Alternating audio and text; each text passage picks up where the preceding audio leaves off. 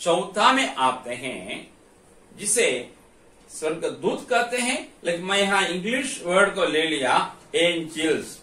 ये भी स्वर्ग में ही रहते, जैसे सारा करो और 4 प्राणियां स्वर्ग में हैं, उसी प्रकार एंजल्स भी स्वर्ग में रहते हैं। लेकिन सारा करो और 4 प्राणियां सिर्फ स्वर्ग में ही रहते हैं, उनको धरती में आने का कोई काम नहीं।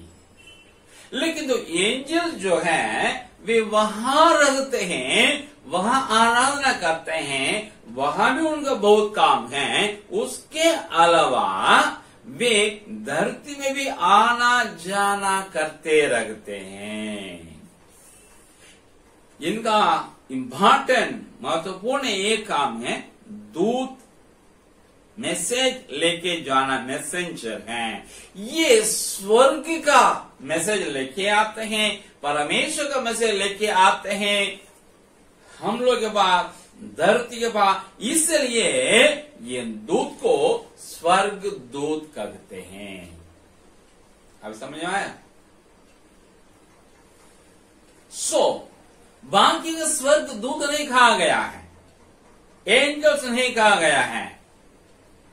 करो, शराब, प्राणियां, लेकिन इनका स्वर्ग दूत कहते हैं, इसलिए स्वर्ग से धरती आना जाना करते हैं। और ये भी आत्मा है। ये कैसा है?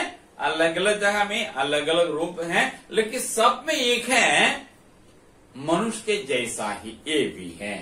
शराब भी वैसे है, करो भी वैसे है।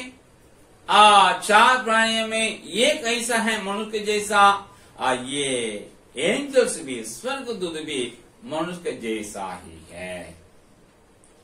और कभी कभी इनमें भी पंग है, हर चीज में नहीं, कभी कभी। और इनमें ये अदृश्य है क्योंकि ये आत्मा है, और इसमें लिंग नहीं है। मेल फीमेल का जो भेद है वो स्वर्ग दूतों में नहीं है। लेकिन इतना शक्तिशाली होते हैं जिसके कारण बाइबल में स्वर्ग दूत को एक मर्द के रूप में, मेल के रूप में, पुरुष के रूप में दर्शाया हुआ है।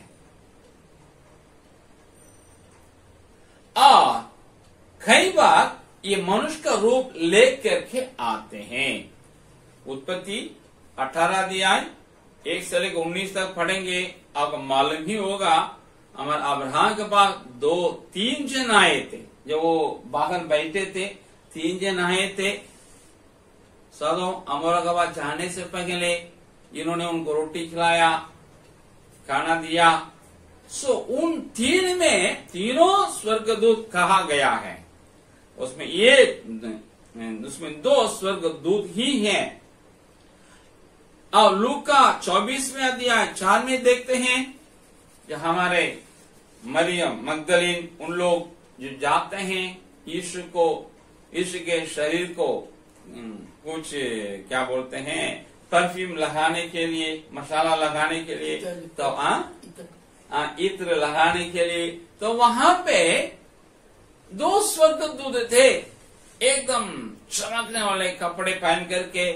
तो वहां भी देखते हैं इंसान के रूप में, खास करके आदमी के रूप में हैं। हम यहां देखते हैं मत्ती 22 के 30, मरकुस 12 अध्याय का 25वें वचन, लूका के 20वें अध्याय 35 में देखते हैं, परमेश्वर कहता है स्वर्ग में लोग सब स्वर्गदूत जैसे रहेंगे। मतलब होगा महिला पुरुष करके भेद नहीं है। इनका कितने प्रकार है, देखने में कैसा रूप देख लिए, ये एंजल या स्वर्गदूत कितना बहुत प्रकार के हैं। मैं कुछ आपके सामने पेश करूंगा, पूरा नहीं कर पाऊंगा, उतना बहुत है, लेकिन थोड़ा सा कुछ मिसाल हम देते हैं। एक है संदेशवाहक, कुछ एंजल्स हैं, स्वर्गदूत हैं, संदेश लेके जाते हैं और उनमें एकदम मुख्य या प्रधान संदेशवाहक आपको जिब्राइल स्वर्गदूत जो मरियम के पास गया, जो दानियल के लिए दर्शन को दिखाया, 8वें अध्याय में देख सकते हैं दानियल के। और इसका जिक्र है मत्ती 1 अध्याय 20-21 वचन, दूसरा अध्याय 13वें वचन, फिर उसी अध्याय 19 और 20वें वचन, लूका का दूसरा अध्याय का 9 से 12वें तक वचन, मत्ती 28 अध्याय का 5 से लेकर 7 तक, प्रेरित काम 10वें अध्याय का 3 से 6, ये सब पढ़ेंगे। ये लोग कैसे संदेश दिए हैं ये आप समझ सकते हैं। आपके पास पीडीएफ है, इसलिए मैं इसको पढ़ नहीं रहा हूं। दूसरा है, उनका दूसरा प्रकार है युद्ध करते हैं। युद्ध करने वाले स्वर्गदूत भी होते हैं जिनका प्रधान है मिखाइल, अंग्रेजी में माइकेल बोलते हैं। इसके बारे में दानियल 10 अध्याय 13वें वचन, 21वें वचन, 22वें अध्याय का पहला वचन, प्रकाशित वाक्य का 12वें अध्याय का 7वें वचन में आप पढ़ सकते हैं। कुछ स्वर्गदूत तुरही फूंकते हैं। प्रकाशित वाक्य 8 का 6 में इसका बारे में आप देख सकते हैं, तुरही फूंकने वाले। और उनमें अंतिम तुरही एक प्रधान स्वर्गदूत फूंकेगा, जिसका जिक्र पहला कुरिन्थियों 15 अध्याय का 52 में लिखा है। जब वो सुनाई देगा, जीवित मसीहियों के कानों में तभी रूपांतरण होकर के उठा लिए जाएंगे, जिसको मेघ आरोहण या कलसिया का उठा लिया जाना हम क्या कहते हैं। और कुछ ऐसे स्वर्गदूत हैं जो मसीह विरोधी के युग में परमेश्वर के प्रकोप के कटोरा को पृथ्वी में उंडेलने वाले हैं। उसका जिक्र है आपका प्रकाशित वाक्य 16 अध्याय पूरा में आप पढ़ सकते हैं। हम 4 प्रकार का आपके सामने रखें। एक संदेशवाहक, दूसरा झुंड है आपको युद्ध करने वाले, तीसरा तुरही फूंकने वाले, चौथा परमेश्वर के प्रकोप के कठोरों को पृथ्वी में उंडेलने वाले। इस प्रकार उनका रूप देख लिए कितने प्रकार के स्वर्गदूत हैं, थोड़ा सा मैं आपको बताया। अब इनका क्या स्वभाव है, एंजल्स का, स्वर्गदूतों का क्या स्वभाव है। मैं कम समय बहुत 15 मिनट है, मैं जल्दी अंत करने पर हूँ, आप पढ़ेंगे, आप समझ लीजिएगा। ये स्वर्गदूत सृजे गए हैं, ये सृजनहार नहीं है। भजन संहिता 148 का 2 और 5, कुलुस्सी पत्री के पहला अध्याय 16 में लिखा है, इसलिए स्वर्गदूतों को आराधना करना मना है बाइबल में, दंडवत के योग्य वे नहीं है। इसको प्रकाशित वाक्य 22वें अध्याय 8-9 में पढ़ सकते हैं। फिर स्वर्गदूत मौलिक रूप में वे निष्पाप हैं, पवित्र हैं, बावजूद भी इनके लिए स्वेच्छा दिया गया है। इसलिए ये नहीं सोचना है ये लोग पाप करेंगे ही नहीं है या कर ही नहीं सकते हैं। वे प्रलोभन और पाप के प्रति अभेद्य हैं,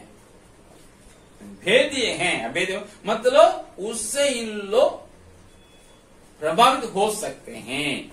उसके बारे में अगले संडे, अगले बात सप्ताह बताएंगे। स्वर्गदूत परमेश्वर का दर्शन आमने सामने करते हैं। मत्ती 18:10 में यीशु मसीह कहता है, बच्चों को बारे में बताए थे, जो बच्चों को जब उनके शिष्य लोग मना किए थे यीशु मसीह को आने से, तो प्रभु ने कहा इनको आने दो, इनका जो स्वर्गदूत परमेश्वर के मेरे पिता के दर्शन करते हैं। मतलब एक बच्चे के एक स्वर्गदूत होता है, वे परमेश्वर आमने सामने दर्शन करते हैं। लूका 20 का 36 में है, वे अमर है, मरने वाला नहीं।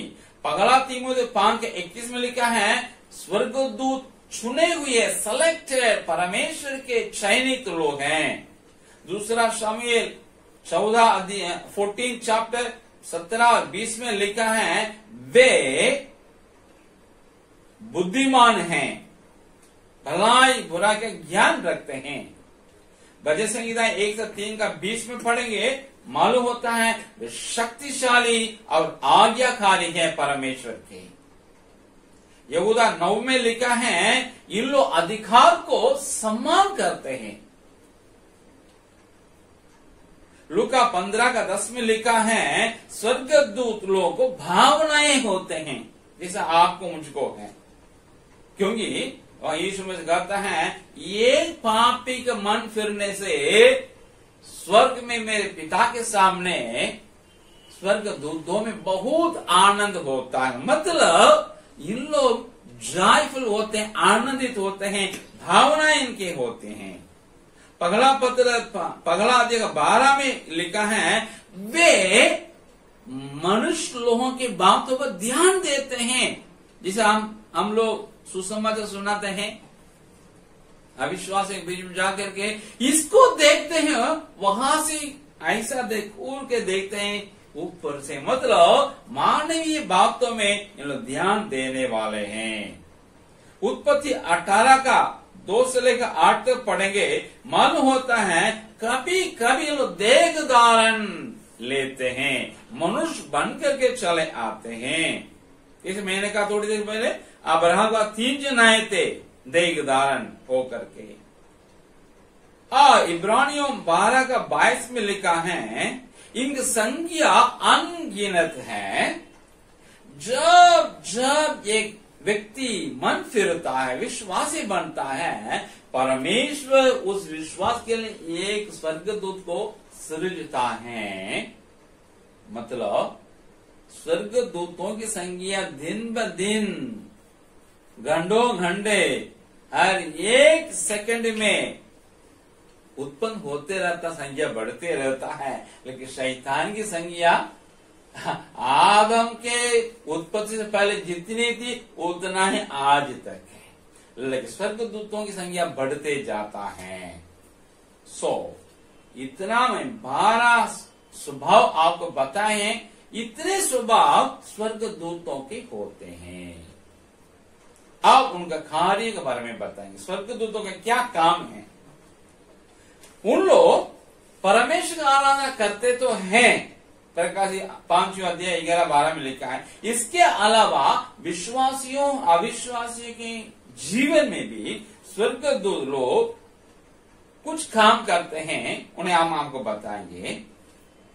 यहोवा परमेश्वर को मानने वाले यीशु मसीह के लोग जो आप और हम और अन्य विश्वासी हैं, इनके जीवन में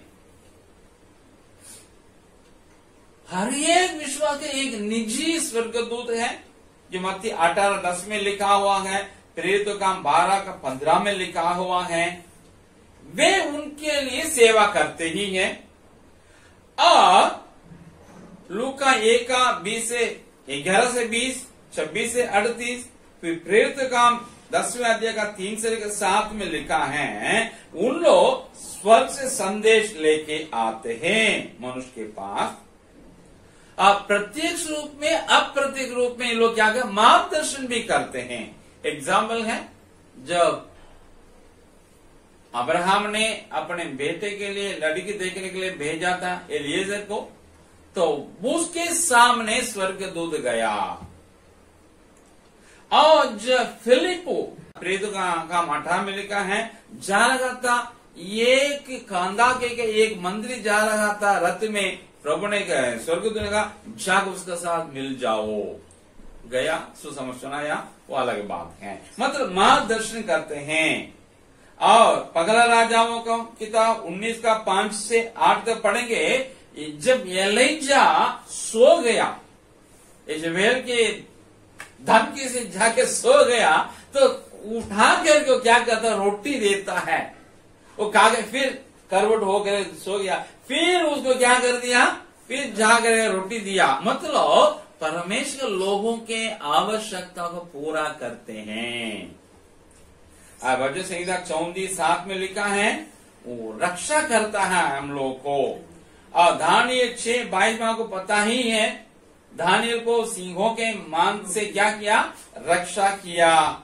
प्रेरितों का हम देख 27वें अध्याय में पौलुस कहता है, जो उनका जो जहाज में जा रहा था वो टूटने पर था, आंधी तूफान में था, सब कोई घबरा गए, लेकिन वो कहता है नहीं, कल स्वर्गदूत मेरे पर आकर बोला पौलुस तुम कैसे के सामने खड़ा होना है, चिंता मत करना है, घबराना है। मतलब क्या है, उत्साह दिया, प्रोत्साहन दिया, ताकि किसी भी वातावरण देख करके घबराए ना। सो ये बातें विश्वासी के जीवन में स्वर्गदूत करते हैं।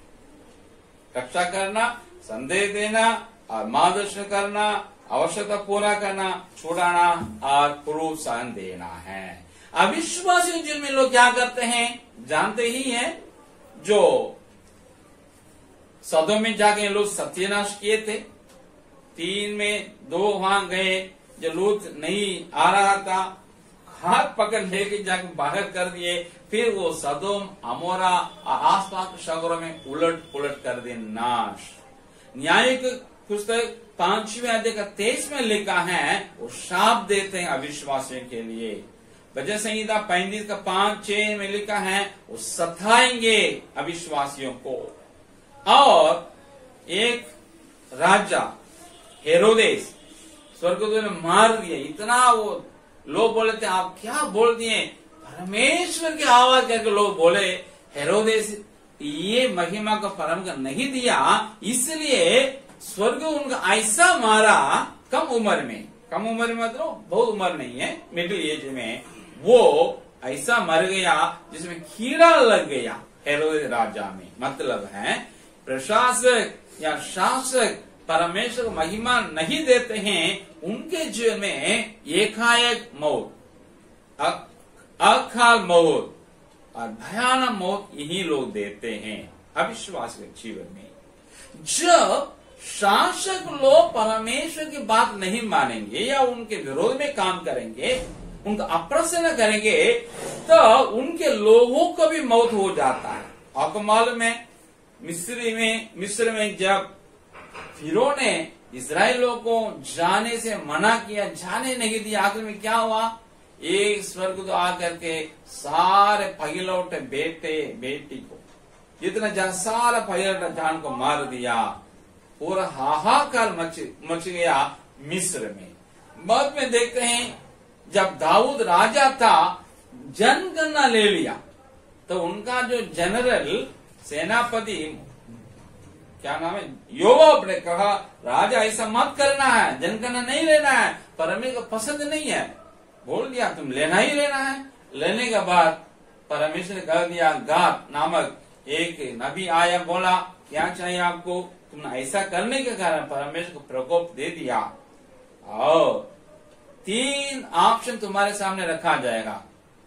क्या ऑप्शन है, 7 वर्ष तुम्हारे देश में अकाल होगा, या 3 महीना तुम्हारे जो शब्द में कथेरता ही रहेगा, तुम भागता ही रहेगा, और तीसरा 3 दिन तुम्हारे यरूशलेम पूरे तुम्हारे देश में महामारी को हम फैलाएंगे। कौन सा चाहिए ये बोलते प्रभु हम क्या चुने। तो हम देखते हैं परमेश्वर ने स्वर्गदूत को भेजा, वो 3 दिन पूरे इस्राएल देश में महामारी फैलाया, कोरोना से भी भयानक, बहुत मर गए। जब यरूशलेम में आया था परमेश्वर बोल दिया ना बस करो। इसका मतलब है राजा लोग, शासक लोग, प्रशासक लोग अगर परमेश्वर को प्रसन्न नहीं करेंगे, अप्रसन्न करेंगे, तो उनके वजह उनके प्रजा के ऊपर ये स्वर्गदूत लोग मरी और हाहाकार को मचाएंगे, मौत होता है, नष्ट होता है। इसलिए हर एक देश के शासक प्रशासक लोग अवश्य मालूम करना कि मैं परमेश्वर को प्रसन्न करता हूं कि नहीं करता हूं। और भविष्य में लोग क्या करने जा रहे हैं आपको पता ही है। आपको यीशु मसीह आते वक्त कुछ लोग क्या करें, स्वर्ग उनके साथ भी आने वाले हैं। स्वर्ग में कुछ लोग क्या करेंगे, कुछ काम को निभाएंगे स्वर्ग में भी, और आसमान में उड़ करके कई सुसमाचार सुनाएंगे, कई चेतावनी देंगे। ये सब प्रकाशित वाक्य पुस्तक में लिखा है। मैं यहाँ आपको नहीं बताऊंगी, टाइम खत्म हो गया, सो आप पीडीएफ देख लीजिएगा। ये डी में है।